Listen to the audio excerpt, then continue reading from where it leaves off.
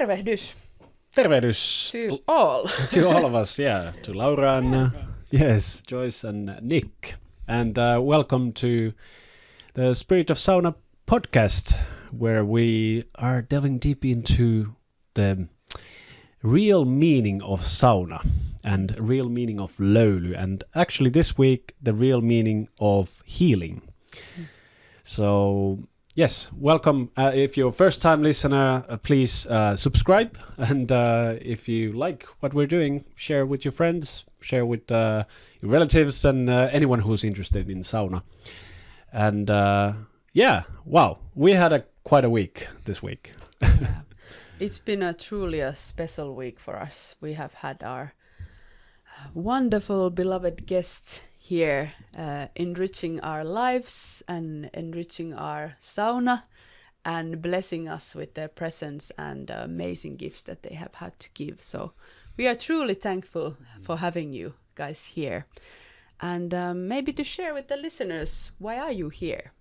Well, we've this week hosted our first Finnish sauna healing retreat. This is a very new concept for us. It's like our firstborn for this concept. Yeah. So it's been a very, very special week for us, and amazing to really just immerse yourself into the sauna. And for me, it has been truly a very enriching experience, because when people come from different cultural backgrounds, they give a whole new view on something that is, for me, like so everyday and obvious. So it's been truly amazing to have the conversations, to share the sauna and share those moments and really get whole new perspectives and get to share what is most dearest to me with you all. Yeah, so you came here on Sunday and Monday, and every day we've had one particular aspect of sauna healing in our workshop. So how has it been so far? Like it's Friday already, we're finishing it, but how was the week? It's been an amazing week. Total submersion of everything, coming into the learning about the smoke sauna, stepping into the smoke sauna, being held by the Finnish hospitality. It's been lovely. So I've relaxed, I've healed, I've connected to the plants, and I've connected to Lolu and the Finnish mythology, everything in a deep way, personal, deep way. Thank you. Wonderful to hear. How about you, Joyce? Yeah, it's been an amazingly full and enriching week. Everything that I had hoped for being able to come and immerse myself in Finland and connect with my Finnish heritage. And I was here 2 years ago and fell in love with sauna, and my soul has been calling for it. So to be able to come here and spend an entire week just immersed in this place and in the learning, it's been wonderful. So thank you. Amazing, yeah. It's really great that you take this personal aspect into account, that you say that's really, on a personal level. Because sometimes we maybe think that when we have a training of some sort, like we go to, well, I could imagine I could go to some smoke sauna heating like training or workshop for a weekend, then we might have the idea that we can sort of, it's like a skill that we can learn without involving ourselves, our process in it. But when we were thinking about how should we actually call this, because in Finnish we say saunottaja or saunotus, which is, even Finnish people don't know the word that often. Actually, it kind of tells something that when we wanted to have the domain name saunotus.fi, nobody had reserved it because the word is not so known.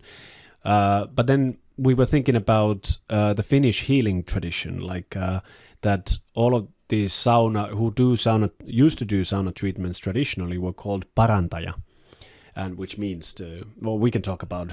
Laura has probably some great insights about this parantaja idea. But then we were thinking, like, because it is very personal. It is about, we learn how to heal, but we heal as persons, and sort of it's pretty much the same process. It's just two sides of the same coin. As we heal, we learn how to heal. So it's so great to hear that for both of you guys, it's been also a healing experience, not just something that we can sort of this book wisdom that we could learn, but actually hands-on and transformative. And that's what we exactly wanted. So really great to hear. Yeah, and it's traditionally anything of value has been something that you have experienced yourself.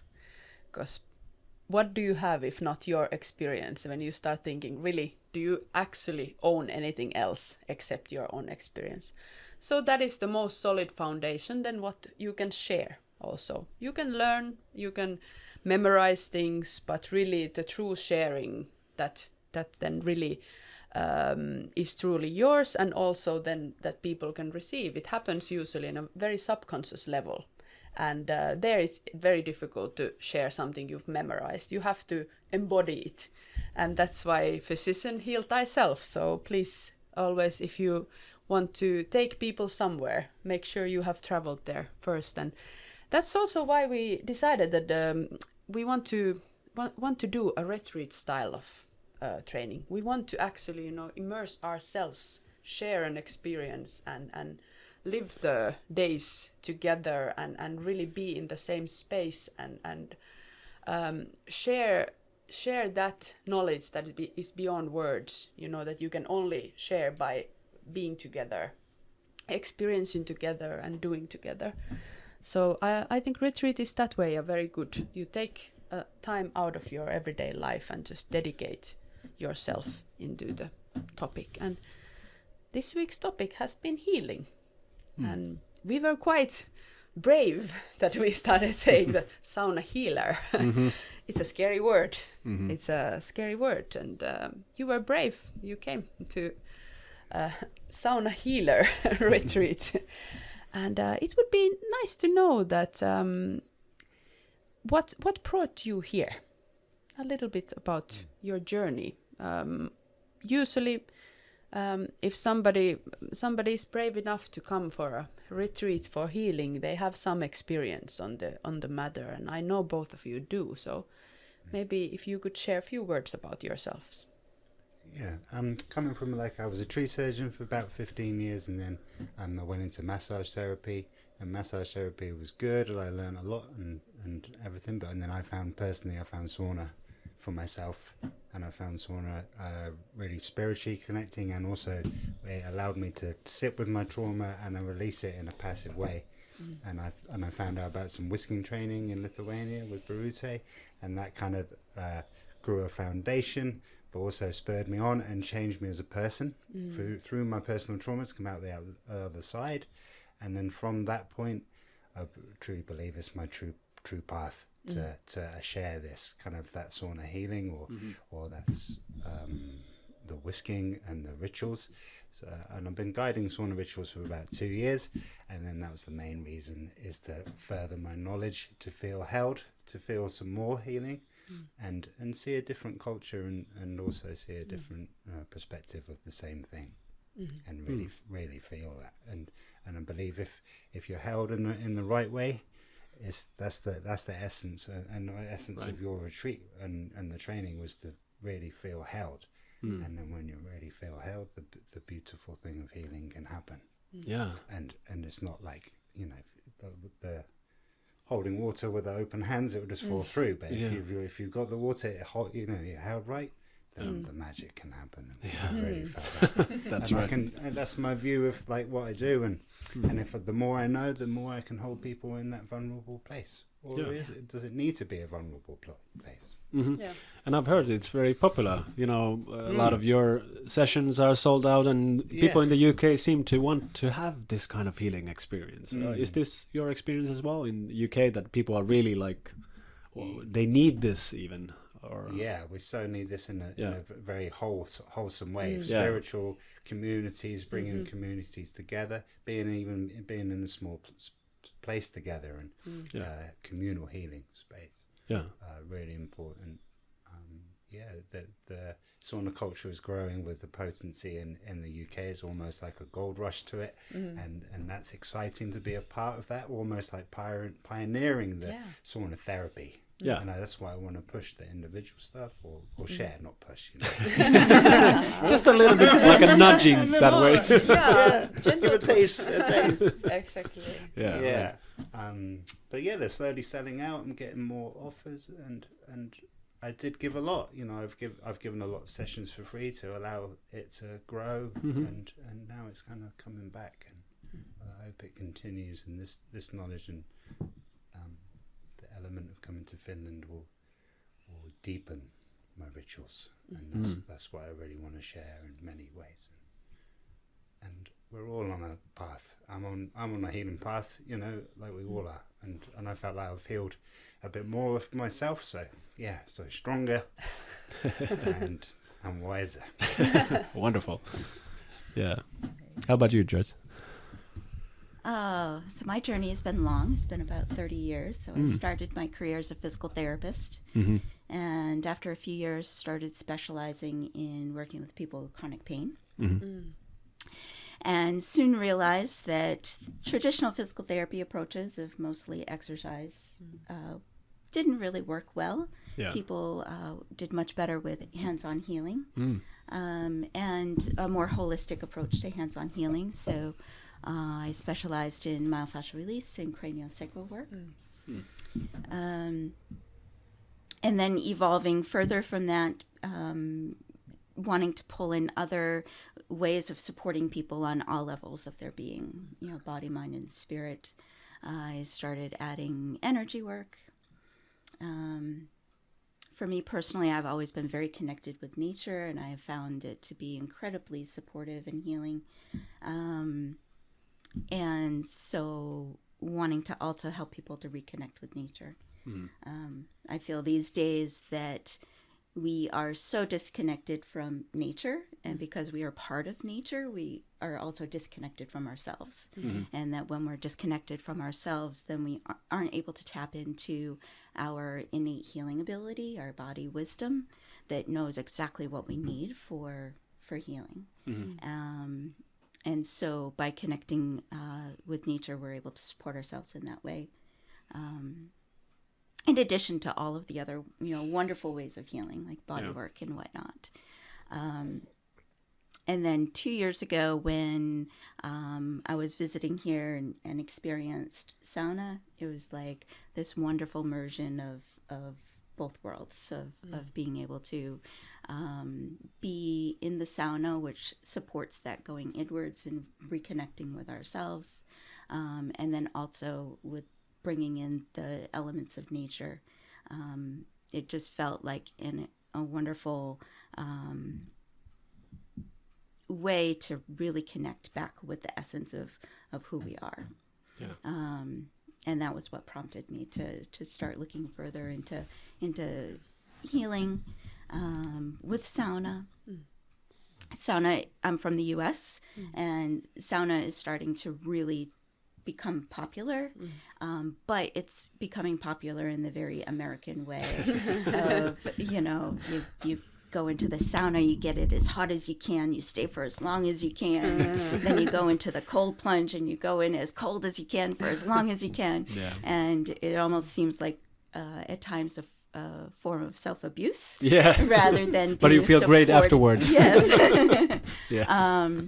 So I would love to be able to bring the training back to the U.S. and be able to offer a different aspect, a more holistic aspect to helping people to heal and reconnect with themselves and reconnect with the natural world. And I think that is quite of the essence of the idea of healing, to reconnect, to make something whole again, because healing and health, they have the etymological background in wholeness, being whole. So a lot of our problems are that we are so disconnected, we are so isolated and separated and made into more bits and pieces, and even our healthcare is more about, separating you and disconnecting you even from your own parts, let alone then wider nature. So yeah, to reconnect is where a lot of healing happens. Yeah, because when we're talking about something like health, there's usually this sort of standard definition that health is the absence of sickness. You know, that when you don't happen to have some kind of acute problem right now, then you're healthy. But the ancient traditions used to see it quite differently. They thought that we're actually born here very like wholesome and healthy, but then we get this sense of separation and this idea that, of course, it's important to have this sense of separation. Like I have small children, and I notice at some point they start to notice themselves, you know, as separate from the parents. You need this. But maybe our culture just goes way overboard with this and thinks that we're this kind of atoms in a meaningless world. And the mental health cost, and of course I would say that the health cost in general, I wouldn't even separate mental and physical health in general is immense, because it seems that a lot of these problems that we have is about this fact that we're not connected to anything, this meaninglessness. And even some psychologists start talking about a meaning crisis. Like there's nothing to hold this sort of meaning of our existence here together. It used to be religion. I don't know if it probably wasn't the perfect one, but at least it was something. But if you are very atheistic and you think, okay, I create my own meaning, well, fine, but it's quite difficult to do, actually. It's a lifelong work, and the ancient cultures wanted to do it multi-generationally, that, you know, you had the same meaning as your grandparents some 1,000 years ago, and you would be fine with that. Not sure if this could be the modern world solution either, because we've also lost this ability to transfer knowledge for many generations forward. But then in this kind of atmosphere, I think that something like a place like sauna, which is one of the oldest technologies of humankind, I think, could be like serve this role of bringing individuals in and, you know, healing individuals so that they can heal other people as well. Because I notice when people start to heal, you know, it kind of radiates around, you know, their spouse, their friends, their family, all of these people that are surrounded by this person who is healing seem to get a benefit as well. So have you witnessed something like this, like in your own healing journey? Like have you noticed that, you know, when people heal, it sort of radiates around? What do you think? Absolutely. And I think as an individual heals, then we interact with the world around us differently. Mm-hmm. And as we shift our patterns, then we shift the dynamics with the people around us. And it's like a ripple effect that then just goes out into the community level as well. Mm-hmm. Yeah. And healing in general in the sauna is quite, how would you say, natural place for healing work. Because in the sauna, when you really go and have a sauna, it's very difficult to separate yourself. You know, most easy way to have a experience of fullness or wholeness, or is better word, is really that, because sauna is so concrete. Like Otto was saying, the most ancient technology of health, mm-hmm. health keeping, or the temple of health is sauna. And very simple, easy to pass on from generation to generation, and the idea has survived through ages. And there, sauna is so concrete. It's an extreme environment, even, I would say, where you're forced to feel yourself, at least, hopefully.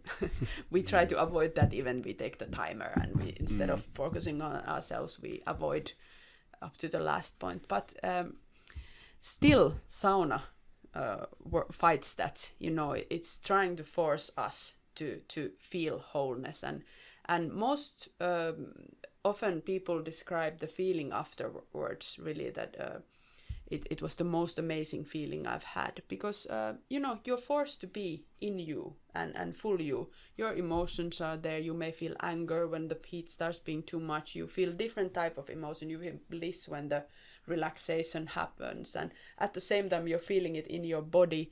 And this is a very very unique thing in this modern world. We are so separate. We have our thinking mind. Body is some machine that operates there, but we live in our thoughts and words. But in the sauna, you're grounded into your being. Nick had a beautiful experience with Juniper guiding him into this center. Really just powerful feeling. You cannot escape into your thinking mind when you're drawn into your own center. So as a sanctuary for healing, sauna is very unique. Yeah, and what I meant when I was asking about that individual and community idea is exactly this, that, the sort of, even if you're having the sauna alone, if you just have it regularly, but usually people have it in communities, in communities of family or friends or even just in a public sauna session. And I had noticed this, that if one person has especially good session, it radiates around, he or she is really happy, enjoying themselves and, talkative to others. And I noticed that the other people who might have been a little bit like, no, this is not my thing, and they still start to feel better even about that experience. So I find it fascinating how this can happen, actually.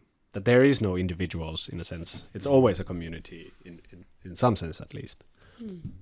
Yeah, totally. I agree with everything everyone's saying. I think when we reconnect to ourselves and we honour ourselves, we can honour each other, and then we can honour the environment, and then we can honour the minerals that we put into ourselves, and also nature. Nature and the elements always hold us, and once we reconnect to all of those, we will feel better. Yeah. So it's that radiant, and I always think that it's like sauna, or every word spoken in the sauna, or every lolo in the sauna, it's like a ripple, and that ripple goes out, and then it comes back. Yeah. And Definitely. Interesting idea about that ripple, that the effect would be like something, you send something out by just, healing yourself in this kind of setting. You send something out, even if it's not with words, or with pretty much anything tangible that you could actually touch your, point to, but somehow it ripples. And I think, this sauna boom that we have now, I would even when I think about, sometimes I close my eyes in the sauna, I'm just thinking about the millions of people who around the world now, not just in Finland and the Baltic states and a couple of other countries, but all around the world, even in Australia, are having the sauna session right now as I am. It kind of really, it's a powerful experience. It feels like we're on the cusp of something, like a big change because of this, that we rediscovered this sauna traditions. Like a collective reconnection to an ancient thing. Yeah, right. Yeah, and making things better, like you said, because the word healer in Finnish is parantaja, and it reflects this idea that you want to sort of reinstate things into their better, make things better, make things into the best version of themselves, and it doesn't mean that we give an outside form that we all have to fit into this form and be like this. That's not the best in this case, but best means it's aligned according to nature. It's a free flow of your self-expression. You don't have any tensions or traumas or whatever. It's holding your free flow. And that is healing work that happens. It's making things better, making it into the best version of what it is meant to be. And that's very nicely you describe this experience. So I love that, and thank you for that. Because in the Finnish tradition, this healer work it's very recent that we have separated this idea that, I do the massage, she does the therapy session and talks about these emotional things. She talks about the family lineage things. Yeah, that's the family specialized trauma therapist or whatever. And and then there is the priest at the church doing the spiritual side of the work. This is or yoga center, whatever we want to go to. But it's a very recent development. We go back few generations, and all was done in the sauna. It was one whole human, one whole living being, and they came there with all family lineage, emotions, physical aches, ailments, and the session was also always done for the full wholesome person, wholesome being. And I think this is what sauna is trying to sort of gently push us back to this idea that why separate? You are full, you are whole. So let's take it like that. Yeah. So you were saying something. I was going to say, holding back healing on one level prevents healing on other levels as well. So when you can address the whole totality of someone, exponentially healing can happen. Yeah, it's really beautiful. It is. Yeah. I was about to ask about, because in the UK you have the British Sauna Society, and you already have sort of, it starts to be quite established. What I've understood is like this kind of sauna culture, but in the States it's more individualistic, it seems. I'm not sure if the public sauna culture is how has it. What's your experience? For example, you're from New Hampshire, and is there like public saunas in New Hampshire, or is there this communal aspect to sauna or sauna healing? Yeah, for public that matter? saunas are just starting to pop up. There's more of a Finnish and Scandinavian community in the Midwest, so definitely individual saunas are more prevalent there. Yeah. And in the Northeast where I am, there's just now starting to be some public saunas that are being built and being offered to others. There is the North American Sauna Society, and they're very much trying to promote the Finnish sauna experience for the U.S. and to try to hold on to the Finnish qualities of sauna and not letting it lose its essence. Yeah. With the infrared boom and all of that, which is not sauna at all. Yeah, I heard there's a term called fin washing nowadays. That it's a Finnish sauna, it's an infrared sauna, and it's fin washing because is that true?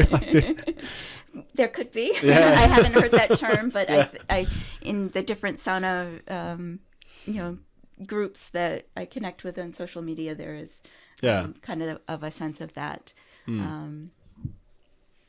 So it's slowly growing. Yeah, it's slowly getting there. Nice. Yeah.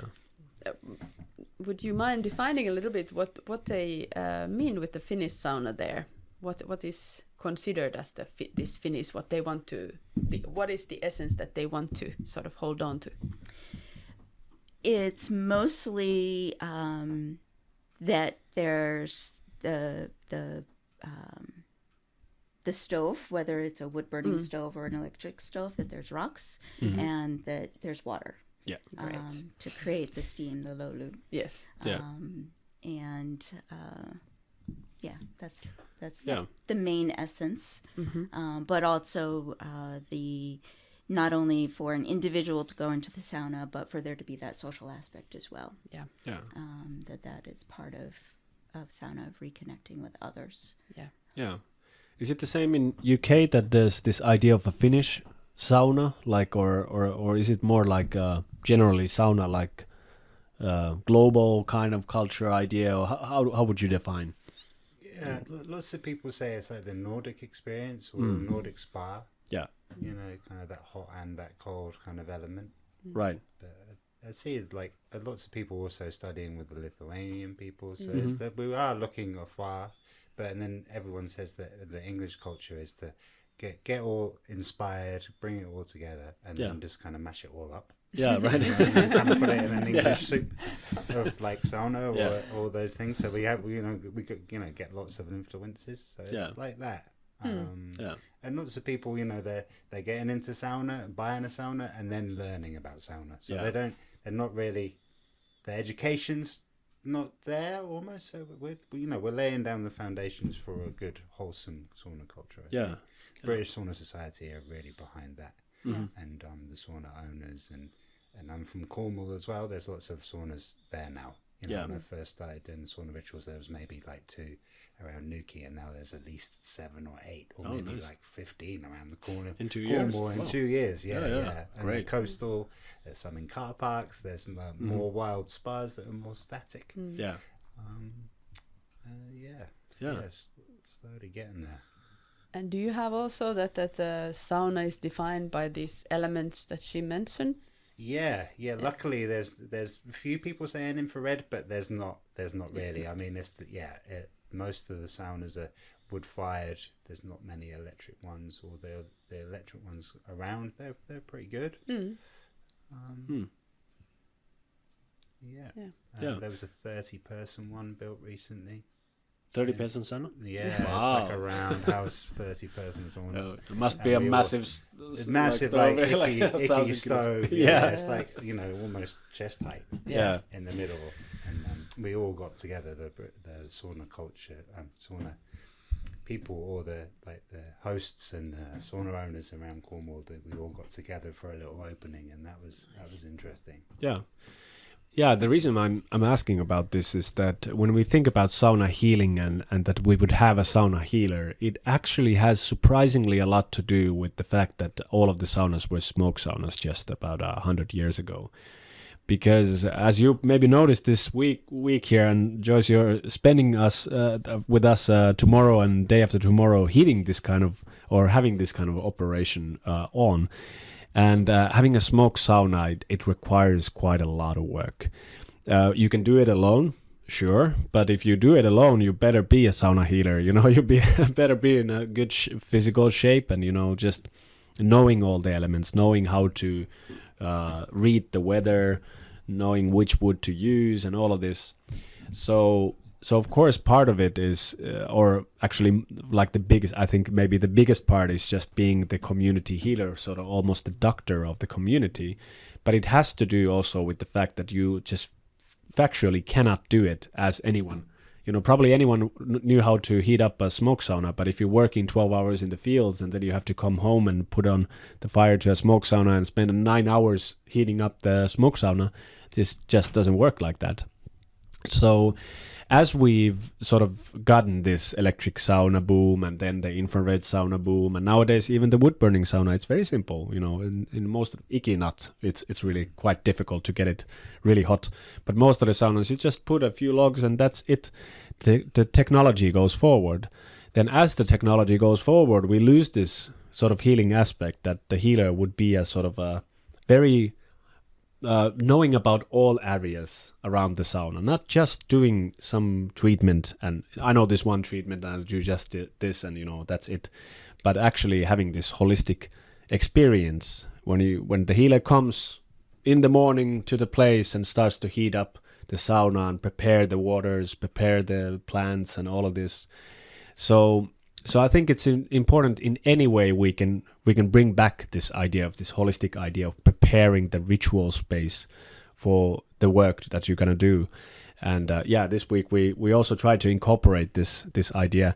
And I must ask, what did you think about the wood workshop we had? I guess it was on Tuesday. Since we were looking at different kinds of like logs and how to prepare for the sauna. Did you find this kind of information useful or interesting?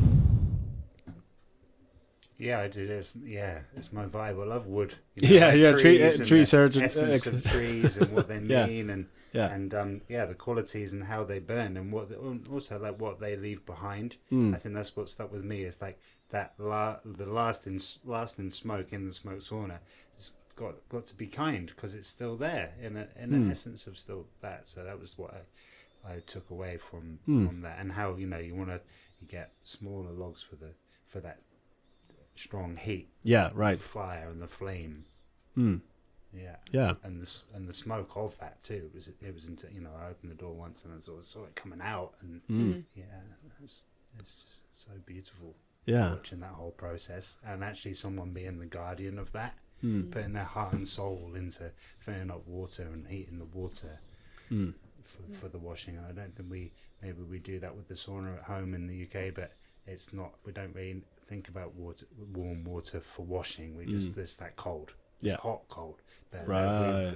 Really like to actually make warm water is a thing. It didn't just turn a tap on. It's just like we should really have that homage to water and the elements and the fire to bring that to change that one element to something that's therapeutic. Interesting. Yeah, and I think being in New Hampshire, I heat with a wood stove, Yeah. and you think of the different woods in terms of BTU. You know, what burns cleanest, what's Yeah, going to be right. least likely to create creosote and burn your house down, and what is going to give you the most That's value important. for your most value for your heat. Yeah. But after the wood workshop, I started thinking of the analogy of you know, kind of like us humans and what we put into our body. You know, if we put in good quality foods, then right. we metabolize well and we have health and there's more vitality. And I had the same thought with the wood. It really matters what wood you use, how you use it, when you use it, because it affects the end result of what you experience. Interesting analogy. I never thought about it like that, in those terms. But yeah, it's really like you choose your food meticulously. So why wouldn't you do the same with you, like wood that you're burning in the stove? Yeah. And heating a smoke sauna is like cooking food for your beloved ones. It's really a precious process where you take all the elements and you feed and you turn them into something that forms their being. So it's very a great honor. And one thing that has happened when we have transferred from smoke saunas to wood burn sauna or then especially electric sauna is that we have lost this connection, what Nick was mentioning, to being dependent on the elements and making an effort for them. Making an effort, and like when you're feeding the fire with the wood, and you realize that honestly, I would have no fire if the forest wouldn't give me these woods. It's really a deep connection, and also it's a deep connection of needing people, needing your sort of your what is it called, the group of people that is closest to you. Like here, when operating, heating, and doing rituals in a smoke sauna, you realize really that you cannot do it alone, and it's you really need. You need the nature, you need the forest, you need the elements, but you need also the people. So smoke saunas started becoming very inconvenient when we wanted to separate our lives. We want to live in a nuclear family, maybe not even that, maybe just by myself. So in a box, in a city. In a city. Of course, you cannot have a smoke sauna then, because smoke sauna, it's sort of, you make yourself a little bit vulnerable in needing people. And especially I have realized here that when operating this smoke sauna and it's minus 20 degrees and you realize I cannot do this alone. I need to belong. And you also end up belonging because you are forced to interact and you're forced to come together and be and I felt that this is something that has we have gone so far into being so efficient that we have lost this simple sort of meaning, and also the fact that when you admit that I need others, you know, it sort of gives you also that they need you. So so your life becomes that way, that okay, I belong in this place and we're doing it together. Because so much we live with a lot of loneliness in our hearts. So sometimes just having a really practical task that forces us together is also a healing experience. Very in a practical way. Well, and we used to live in tribes of people. Exactly. We had support of others, and we need that connection with other people. Not only in the practical sense of being able to grow food and provide heat, but also for you know, our deep inner self, our deep inner health. So.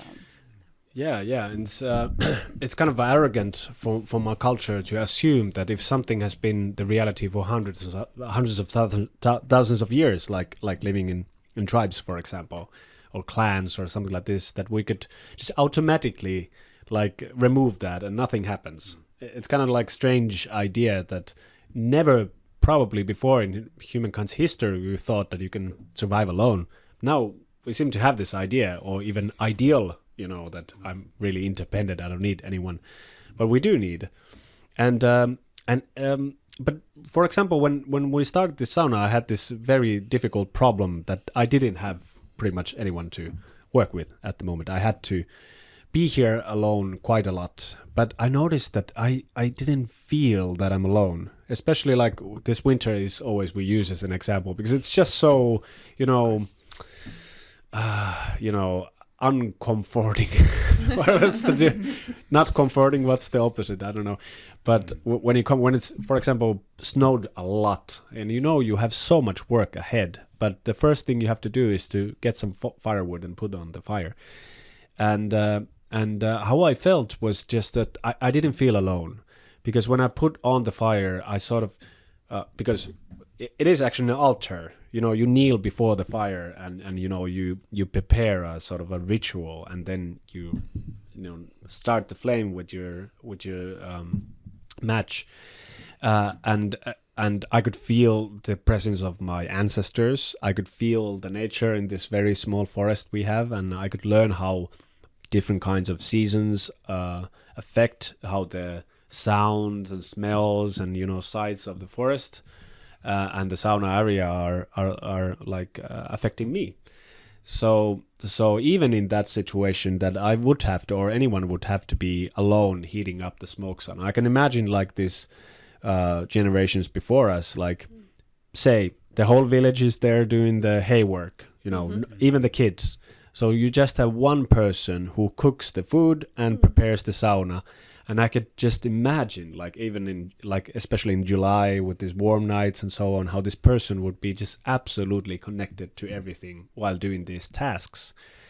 And that's why I'm usually saying when there is, like, for example, we have many people who come here to heat up the sauna, I sort of warn them not to separate yourself from the process. It's not a job. We do pay, but it's still not a job. It's most likely closer to a stewardess of a temple or something like that. People usually freak out when I say that, but still, After this week, you don't. We've already used a lot of scary words. Yeah, right. So the sauna is a temple, and we are the stewardess of the temple. Yeah. Temple of Löyly. This is the idea. And with healing, I think it's something like when we think about ourselves, I'm not sure if I could consider myself like a sauna healer in a sense. I am. It's too big of a title to me. But I would say that I sort of enable with my work. I enable something that people can use to heal themselves. So that's also the essence of healers. Sometimes they have to do something that is more like, if I assume, of course, because I don't do this kind of work that much. But if person is in a really bad situation, you have to sort of nudge the person to the right direction. But mostly it's about providing the tools, right, for the person to heal themselves. Would you agree? Yeah, it's almost like the end result of that, isn't it? Allowing someone to come in and enjoy that space and relax. And sometimes I call myself like a bit of a steam guide or a sauna guide, and then guide them into that space. And then that result of that person doing that is that person's healing. Yeah, right. Or they feel healed, or because being a healer is a big thing. We always put a lot of enormity to it, of like, I'm going to go and see a sauna healer and I want to be healed by them. But when really we can heal ourselves if given the chance. It's like a plant. If a plant in the dark, stuck in the dark, it won't survive. But if you stick it in light, in the right environment for a few days, even moved it back, it'd be good again. Yeah. And I think healing often happens when we're in a safe, peaceful spot. When we're not worried about survival, then we can go inwards and we can connect with that part of ourselves that can heal. And thinking about trauma, very often, two people can have a same traumatic experience, and one may be able to get over it fairly easily, another one can't. And very often, those who can't, it's because they went through the experience by themselves. And I think as a sauna healer or a sauna guide or a facilitator, whatever term you want to use it, in the sauna, you're not only in that safe, contained, peaceful place that's holding you, but you also have the presence of that other person that is able to also be another layer of support and is witnessing, the individual so that they feel safe enough to do the healing that they need to do. I always feel like there's like a passive release in the sauna, or in a sauna ritual, or in a whisking treatment where you're taken to a different place or a different realm, and then you kind of come back with some cold water and you come back into the spaces. Something's left, and it doesn't really matter what's left, gone, left you, but it feels better, and you don't have to psychoanalyze it. It's just like, it's gone, it's good. It's something. And there's almost like an acceptance or a slight dealing with that trauma, that whatever it is, what trauma we live through, and either we accept it or we allow it to ruin ourselves, that we're like just in that puddle of trauma, just live it. But actually acceptance, or allow that to go gradually. It's a process, and we can recover. There's I believe there's PTSD and there's PTSR, when we can recover from that traumatic situation or event. Right. Yeah, and the sauna healing sessions is often, we tend to think that we have to go to a healer or a doctor, that there's something wrong with us, that we are somehow deficient or malfunctioning, or we are dirty, we have to go and get it cleaned or whatever. But the sauna healing, the wholeness is such that the person, it's not really that there's anything wrong with you, but like Nick very well again described it, you may carry a lot what you have needed at some point, but now you don't need it anymore, so let it go, and you don't have to analyze what it is, but wash away what is unnecessary, what is not anymore serving you, and that is already a lot of healing. We don't need to even actually know or analyze it, what is happening, or think that there is something wrong with us, because everybody carries a baggage, and it's just a matter of then when you don't need it anymore at some point. Very valuable and grateful for that, but when it's time to let go, you let it go, and that is a lot with what sauna healing facilitates, that letting go process, washing away what is not needed anymore. Yeah, and exactly, this is a really important point, that it's not like we're doing psychotherapy kind of healing. You can heal from your problems. Of course, sometimes it is about talking. You don't have anyone to talk to, so you talk to a therapist or your friend, for that matter. But it is something that touches us. It's something that reminds us of something. I always keep coming back to this idea of remembering something that we have lost. It's not like you get anything new, even as you learn these skills, it's not like learning something new. It's just learning how to remember these things that we actually know, how to hold space, how to perform a ritual, and in a really wide sense, a ritual, not just like having these candles and incense and what people usually think about ritual, and just remembering what is it like to be whole. We all have this experience, like as we don't probably remember it, because memories start to form when we find this ability to survive on our own. That's when we start to remember things. But to sort of get back to that idea, and also in this our sauna that we're underground in a dark place, which is nice and warm. It's kind of returning to the womb, where we all come from, and I think this is what our culture needs now. For some 100 years, we had the idea that we don't have to remember anything from the past. It's bad. It's superstitious. All of this, and now we're coming to the realization that yes, okay, we gained many things because of that, for sure. Yeah, this technology, we got it because we forgot our roots for a while. But now maybe it's the time to remember again. And I hope that all of the work that we're doing here is helping people to remember who they really are. It's almost like that deep, that it's our essence as humans.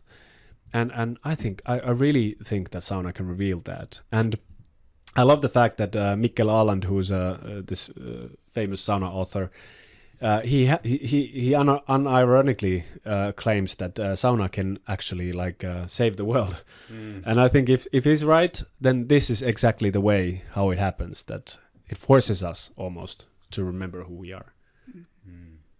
And in remembering who we are, we don't have to give up all of the advances in technology and all that. It's right here.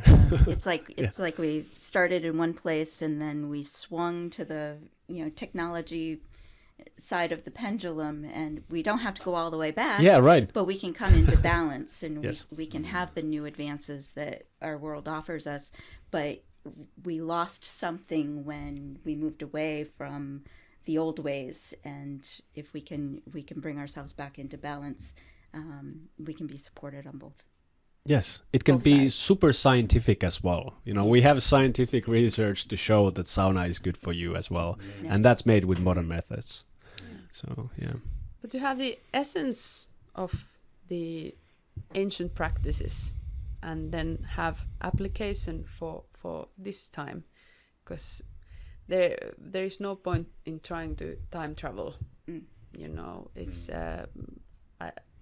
you are here now, but the essence that is sort of eternal and doesn't change in times, that is what is very valuable and healing at this time also. And this week we have been going through a lot this particular Finnish löyly invocations.